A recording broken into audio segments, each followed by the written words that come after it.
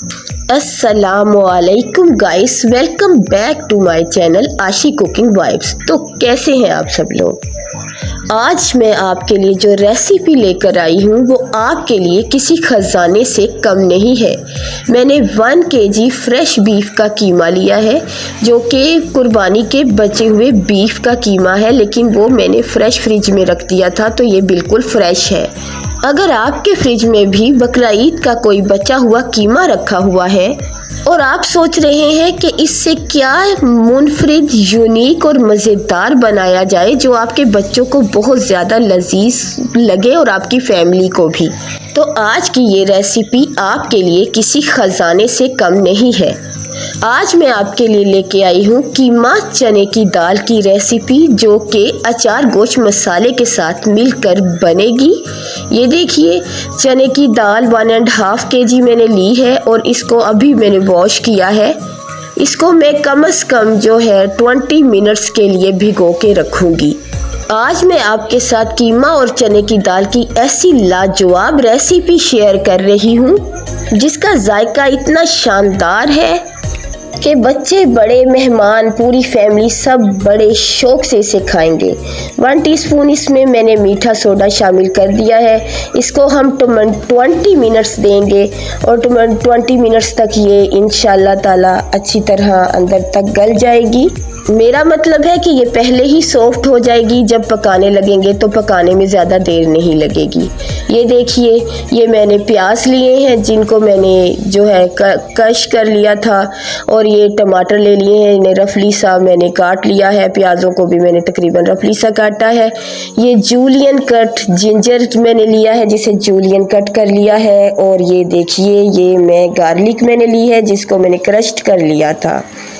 तो हम सबसे पहले घी में गार्लिक डालकर इसकी भुनाई करेंगे।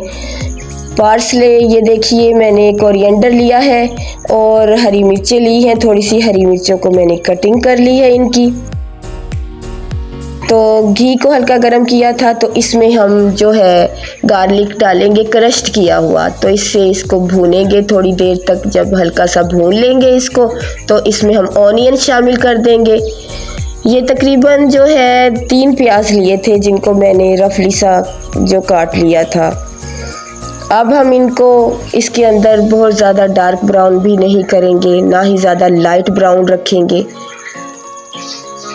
बस लाइट गोल्डन सा करेंगे। अब हम टमाटर शामिल कर देंगे। 5 टमाटर लिए थे जिन्हें मैंने रफली कट कर लिया था। तो ये टमाटरों की अब हम इधर पेस्ट तैयार नहीं करेंगे। पहले हम इसमें जो मैंने 1 केजी कीमा लिया था वो शामिल करेंगे। कीमे की इसके अंदर टमाटरों के पानी में ही भुनाई करेंगे और पानी शामिल नहीं करेंगे। अच्छी तरह इसी में ही हम कीमे को भूनेंगे। यकीन माने, ये मज़ेदार रेसिपी अगर आप मेहमानों के लिए बनाएंगे तो वो ज़रूर पूछेंगे आपसे कि ये मज़ेदार रेसिपी किसने बनाई है, और इसका तरीका भी आपसे ज़रूर पूछेंगे कि ये किस तरह तैयार की है। मैंने चने की दाल को अच्छी तरह 1 चम्मच मीठे सोडे में भिगोया था ताकि ये अंदर तक सॉफ्ट हो जाए और इसका टेक्सचर बेहतरीन बने।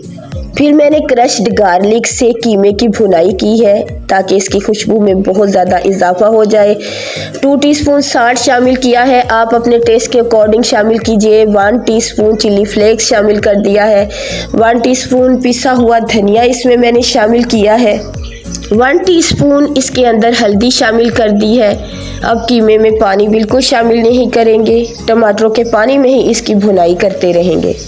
इस रेसिपी की असल जान मेरा ख़ास अचार गोश्त मसाला है, जिसने इस रेसिपी का जायका कई गुना बढ़ा दिया है।